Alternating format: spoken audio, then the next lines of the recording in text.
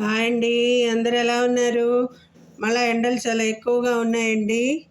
ఎండలు ఈ ఎండలు మన బాడీలో హీట్ తగ్గడానికి కొన్ని చిట్కాలు చెప్పుకుందామండి. మంచినీళ్ళండి. మంచినీళ్ళు వాటర్ ఎక్కువ తాగాలి. చప్పరిస్తూ తాగాలండి. అవి మన నోటిలో ఉన్న లాలాజలం కలిసి అది తొందరగా బాడీని చలవ చేస్తుంది. వాటర్ ఎక్కువ తాగాలి. తర్వాత మజ్జిగండి. ఒక గ్లాసు పెరుగుకి 8 గ్లాసుల వాటర్ కలిపి పల్చగా మజ్జిగ చేసి దానిలో ఉప్పు నిమ్మరసం కలిపి తాగాలండి. అది తొందరగా వేడి తగ్గిస్తుంది బాడీలో. మళ్ళీ బార్లీ నీళ్ళండి.